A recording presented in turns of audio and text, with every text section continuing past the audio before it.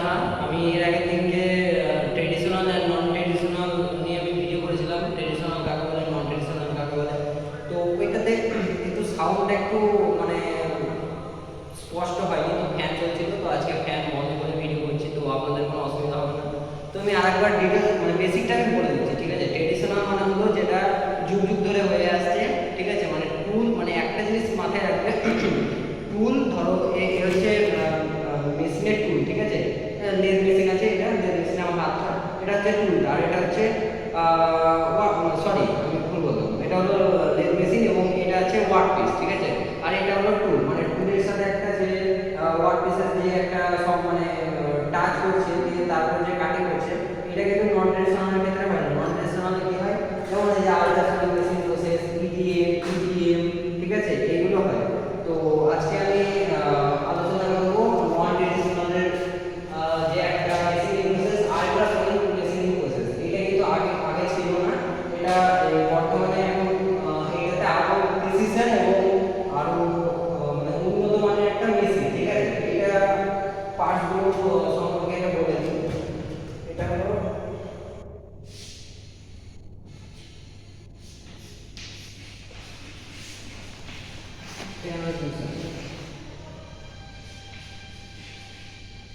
এটা হলো অ্যাম্প্লিফায়ার, ঠিক আছে।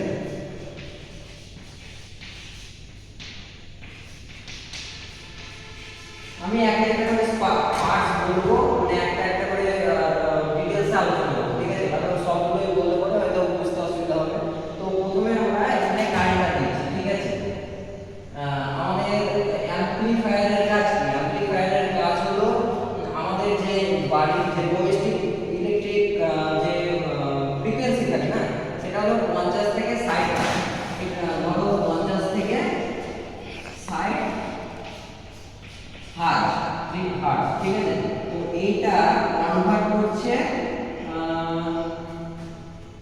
হাই কারেন্ট, তো এখানে কনভার্ট করছে 20 থেকে 30 কিলো হার্জ, ঠিক আছে। তো 20 থেকে 30 কিলো হার্জ মানে 20 মানে হচ্ছে 2000 থেকে 3000 হার্জ, ঠিক আছে, এরকম। তো এখানে ফ্রিকোয়েন্সিটাকে কনভার্ট করছে আমার অ্যাম্প্লিফায়ার। অ্যাম্প্লিফায়ার এর কাজ হলো এটা, মানে অ্যাম্প্লিফায়ার চলে আসছে ট্রান্সডিউসার। এটার কাজ কি? এটা হলো যে ইলেকট্রিক কারেন্ট থেকে মেকানিক্যালে কনভার্ট করছে, ইলেকট্রিক এনার্জি থেকে মেকানিক্যাল এনার্জিতে কনভার্ট করছে, মানে হচ্ছে ভাইব্রেটর, ভাইব্রেটরে কনভার্ট করছে।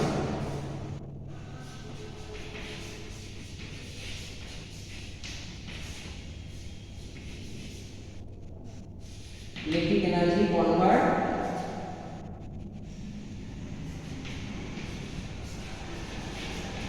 ভাইব্রেটর, ঠিক আছে।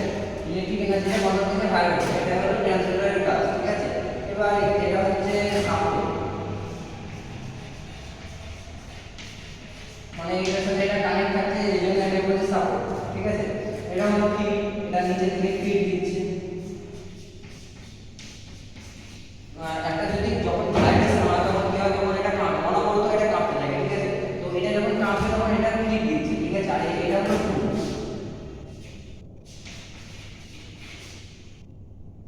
এবার এবার একটা মাথায় একটা চিন্তা হতে পারে যে তুমি তো দাদা বললে যে ট্রেডিশনাল টুল ব্যবহার করা হয় এবং নন ট্রেডিশনাল টুল থাকে। তো এখানে একটা টুল দেওয়া আছে, এইটা এখানে তুমি যেই শেপে ধরো আমি তোমাকে লেজ মেশিনে একটা জিনিস দেখাচ্ছি, এই একটা মেটাল আছে, ঠিক আছে। এবার এই এস আকৃতির একটা কাটবো, এই এস আকৃতিরটাকে আমি কাটবো, এটা কি কাটতে পারবো? এটা কোনোদিনও কাটা সম্ভব নয় ইনলেট লেদ মেশিনের মাধ্যমে, এটা কোনোদিন কাটা সম্ভব নয়। সেক্ষেত্রে আমি এস আকৃতির একটা টুল এখানে লাগিয়ে দিলাম এবং সেটাকে ভাইব্রেট করছে। এস আকৃতির একটা টুল যদি লাগিয়ে দিই, দিয়ে ভাইব্রেট করে, তাহলে কি হবে? এখানে এটার মধ্যে ফ্রিকোয়েন্সি, মানে এটার মধ্যে ভাইব্রেট হবে এবং এখানে স্লাইড হবে, ঠিক আছে। এখানে স্লাইড থাকবে, স্লাইড এবং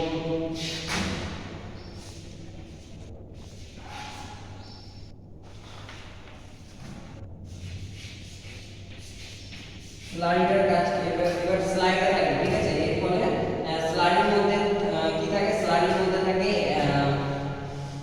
ওয়াটার থাকে,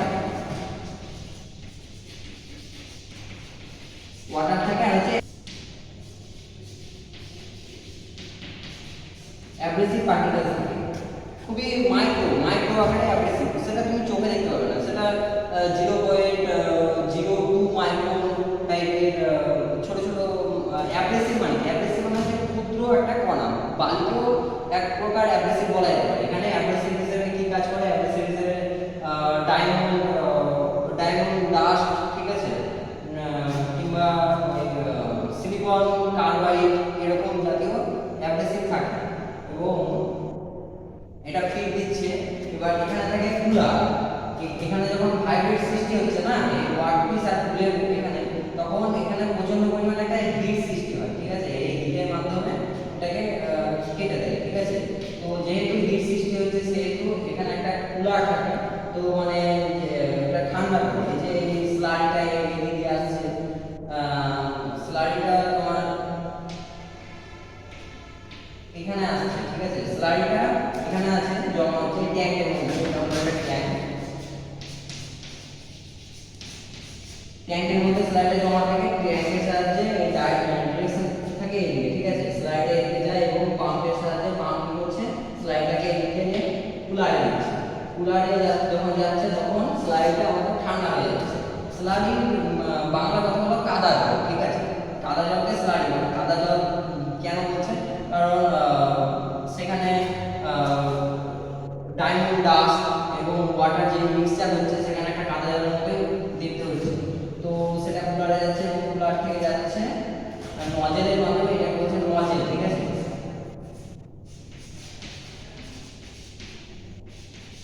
ঠিক আছে, এবার নজেলের সাহায্যে যখন এখানে ওয়ার্কপিস আর হচ্ছে টুলের মাঝখানে সামান্য কিছুটা গ্যাপ থাকে, সামান্য কিছুটা 0.0 থেকে 3 সামথিং, ঠিক আছে। তো এখান দিয়ে যখন ভাইব্রেট সৃষ্টি হচ্ছে তখন এইটা যেহেতু এটা অনবরত কামতে থাকছে, ঠিক আছে। তো সেক্ষেত্রে এই স্লাইডটা উপর দিকে উঠে যাচ্ছে এবং সেটা হচ্ছে গিয়ে আবার হচ্ছে এইগুলো হচ্ছে স্লাইড এবং এই ট্যাঙ্কের মধ্যে জমা হচ্ছে, ঠিক আছে। আর এটা হচ্ছে ফিক্সচার। ফিক্সচার আমরা কাকে বলবো, ফিক্সচার ভাইসকে বলা হয়, ঠিক আছে। ভাইস মানে যেটা ধরে রাখে সেটা বলে ফিক্সচার। ফিক্সচারের মধ্যে থাকে হচ্ছে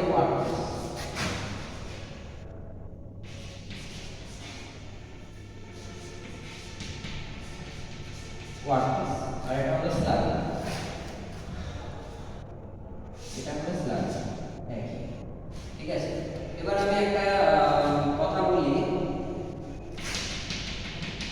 যে যদি এখানে মনে হতে পারে শুধু যদি জল দিই, যদি অ্যাব্রেসিভ পার্টিকেলস যদি না দিই তাহলে কি হবে, কারণ জল তো ঠান্ডা করে কুলারের মাধ্যমে কিন্তু ঠান্ডা করছে, সেখানে মানে এই যে ওয়ার্কপিস আছে না, ওয়ার্কপিসের এই জায়গাটাতে স্লাইডে আসছে এবং ক্ষুদ্র ক্ষুদ্র যে অ্যাব্রেসিভ পার্টিকেলস থাকে সেইটার সংস্পর্শে যে টুলটা অনবরত ভাইব্রেট করছে, তো সেক্ষেত্রে ওই যে অ্যাব্রেসিভ পার্টিকেলস থাকে না ওর মধ্যে প্রেসার করছে, ঠিক আছে। টুল এবং ওই টুলের সাহায্যে ওই পার্টিকেলসগুলো ভাইব্রেট হচ্ছে এবং ভাইব্রেট হওয়ার ফলে কিন্তু কেটে দিচ্ছে, তখন কিন্তু এইটা এই টাইপের একটা আকৃতি সৃষ্টি হয়ে যাচ্ছে, ঠিক আছে। আর এখানে ফিড দেওয়া হয়, ঠিক আছে, ফিডটা অটোমেটিক হয়, মানে এখানে ম্যানুয়ালি কোনো কাজ নেই। এটা ওই কারেন্ট আছে হাই ফ্রিকোয়েন্সিতে পরিণত হচ্ছে অ্যাম্পলিফায়ার এবং এটা অটোমেটিক কিন্তু একটা মেশিন, ঠিক আছে। মানে লেদ মেশিনে কি হয় যে বাইরে থেকে হিউম্যান পাওয়ার লাগে, ঠিক আছে। এখানে ওরকম কোনো ব্যাপার নেই, এখানে অটোমেটিক কাটবে। আর আসলে মেশিনিং প্রসেস দেখলাম, এবার কোথায় কি অ্যাপ্লিকেশন ডিসঅ্যাডভান্টেজ অ্যাডভান্টেজ আমরা দেখব, ঠিক আছে। তো অ্যাডভান্টেজ দেখো, যে কোনো একটা মেশিনের যদি অ্যাডভান্টেজ থাকে ডিসঅ্যাডভান্টেজ থাকবে। পৃথিবীতে এমন কোনো জিনিস নেই যেখানে অ্যাডভান্টেজ শুধু আছে ডিসঅ্যাডভান্টেজ নেই, খুব সামান্য পরিমাণে হলেও ডিসঅ্যাডভান্টেজ থাকবে, ঠিক আছে। তো আমরা প্রথমে অ্যাডভান্টেজের দিকে আসি, মানে প্রচণ্ড হাই প্রিসিশন এবং প্রচুর পরিমাণে অ্যাকুরেসি হয়, ঠিক আছে। যেহেতু এরোপ্লেন পার্টস, হেলিকপ্টার পার্টস এবং বিভিন্ন এই যে আমরা অ্যানালগ ঘড়ি করে থাকি, সেই অ্যানালগ ঘড়ির যে ছোট ছোট গিয়ার থাকে সেগুলো কোনোদিনও কিন্তু লেদ মেশিনে বা অন্যান্য ট্র্যাডিশনাল মেশিনে কিন্তু কাটাই করা কিন্তু সম্ভব নয়। তো এগুলো এই আল্ট্রাসোনিক মেশিনিং বা লেজার মেশিনিং মানে নন ট্র্যাডিশনালে কিন্তু এগুলো কাটিং হয়, ঠিক আছে। এবার অ্যাপ্লিকেশন হচ্ছে হোল মেকিং, যে ক্ষুদ্র ছোট হোল, ঠিক আছে। একটা ইঞ্জেকশনের ছুঁচ যেমন একটা ফুটো করে সেই রকম হোল ড্রিলিংয়ে কিন্তু কোনোদিনও সম্ভব নয়। তো সেক্ষেত্রে এই আল্ট্রাসোনিক মেশিনিং প্রসেস ব্যবহার করা হয়। দাঁতের ডাক্তার যারা আছে, যারা ওই দাঁতে পোকা লাগে বা সামথিং কিছু, তখন কিন্তু এই ভাইব্রেটর ইউজ করা হয়। ভাইব্রেটর আল্ট্রাসোনিক মেশিনিং প্রসেসের সাহায্যে কিন্তু এই দাঁতকে ফুটো করে, ঠিক আছে। তো ডাক্তাররা ইউজ করে। আর হচ্ছে হার্ড মেটেরিয়াল মেশিন, ঠিক আছে। হার্ড মেটেরিয়াল মানে হচ্ছে যেগুলো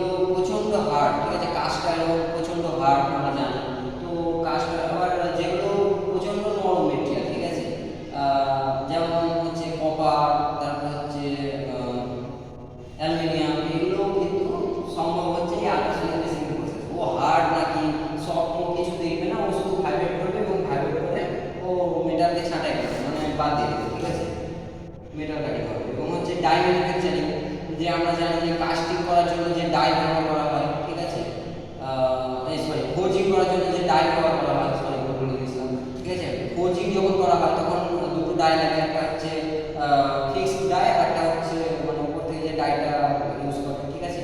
তো ডাই ম্যানুফ্যাকচারিং হচ্ছে ডেন্টাল অ্যাপ্লিকেশন, মানে হচ্ছে দাঁতের ডাক্তাররা যে ব্যবহার করে ওটা বললাম, অ্যাপ্লিকেশন এই কাজে ব্যবহার করা হয়। আর আরেকটা কথা আমি বলে দিই, এবার ট্রেডিশনাল মেশিনিং এর ক্ষেত্রে কিন্তু ইলেকট্রিক এনার্জি কিন্তু খুব কম পরিমাণে লাগে, ঠিক আছে। আর এটা হচ্ছে ডিসঅ্যাডভান্টেজের মধ্যে পড়ে যাচ্ছে। আর হচ্ছে নন ট্রেডিশনাল মেশিনিং এর মধ্যে মানে আল্ট্রাসোনিক মেশিনে কিন্তু কারেন্টটা প্রচুর পরিমাণে লাগছে, হিউম্যান বডি কিন্তু হিউম্যান পাওয়ার কিন্তু কম লাগছে, ঠিক আছে। মানে লাগছে না বলতে চলে, শুধুমাত্র ওই পাওয়ারটা দিতে হয়। আর এখানে যে টুলটা লাগানো আর খোলা যায় এটা করতে হবে মেনলি, আর ওয়ার্কপিসটা ফিক্সারের মধ্যে, ঠিক আছে। যে advantage USM is used for making hard and তো বললাম যে হার্ড এবং সব দুই প্রকার মেটেরিয়ালকে এটা কাটতে পারে, ঠিক আছে। আর হচ্ছে আরেকটা কথা আমি যেটা বলবো বলে ভেবেছিলাম, তো ওটা বলা হয় না, যে প্রচন্ড পরিমাণে ভাইব্রেট হচ্ছে, ঠিক আছে, এই আল্ট্রাসনিক মেশিন প্রসেস। তো আল্ট্রাসনিক মানে এটা কি, মানে হচ্ছে যখন আমাদের কানে যখন শ্রবণ হচ্ছে 20 কিলোহার্টজ, ঠিক আছে। তো 20 কিলোহার্টজের মধ্যে হলে আমরা শুনতে পারবো এবং তার বেশি হয়ে গেলে কিন্তু আমরা শুনতে পারবো না। তো আল্ট্রাসনিক মেশিনের প্রসেস হচ্ছে 20 থেকে 30 কিলোহার্টজ, তো সেক্ষেত্রে কিন্তু আমরা শুনতে পারবো না, ঠিক আছে। এটা প্রচন্ড পরিমাণে ভাইব্রেট হচ্ছে কিন্তু আমরা শুনতে পাচ্ছি না, এটা হচ্ছে একটা সাউন্ডলেস মেশিনেও বলা যেতে পারে। আর লিমিটেশন মানে ডিসঅ্যাডভান্টেজ যে বললাম, কারেন্টটা প্রচুর পরিমাণে লাগছে এটা, আর হচ্ছে খুব বেশি সময়ের মধ্যে এটা কাটছে, ঠিক আছে। কম সময়ের মধ্যে এটা কাটতে পারে না, এটা বেশিটা সময় লাগে, ঠিক আছে, কারণ ভাইব্রেট হবে আস্তে আস্তে আস্তে আস্তে ধীরে ধীরে কাটবে এবং প্রচন্ড প্রিসিশন এবং অ্যাকুরেসি পাওয়া যায় এটা, ঠিক আছে। আর হচ্ছে স্লারিটা ব্যবহার করা হয়, ঠিক আছে, অ্যাব্রেসিভ পার্টিকেলস ব্যবহার করা হয়। আর ট্রেডিশনাল ক্ষেত্রে লুব্রিকেন্ট ইউজ করা হয়, ঠিক আছে, যাতে হিটটা অ্যাবজর্ব করে, ঠিক আছে। এইগুলোই আছে। এরপরে আমরা অটোমোবাইল নিয়ে ক্লাস করাবো, ঠিক আছে। তারপর ইডিএম সিএম এর ক্লাস করাবো। তো আমি সব রকমই ক্লাস করাবো, স্ট্রেংথ অফ মেটেরিয়ালস আমি নেব, ঠিক আছে, এটা পড়ায়। তো এতদিন আমার সময় মানে একটু অসুবিধা ছিল বলে আর ভিডিও করতে পারিনি। তো আবার রেগুলার ভিডিও আসবে, তো আমার চ্যানেলটা সাবস্ক্রাইব করে দেবেন, বেল আইকনটা বাজিয়ে রাখবেন যাতে পরবর্তী নোটিফিকেশন পাওয়া যায় সবার আগে। লাইক করবেন, শেয়ার করে দেবেন বন্ধুদের সাথে। মেকানিক্যাল ইঞ্জিনিয়ারিং নিয়ে আমাদের ভিডিও হবে, ঠিক আছে। Thank you.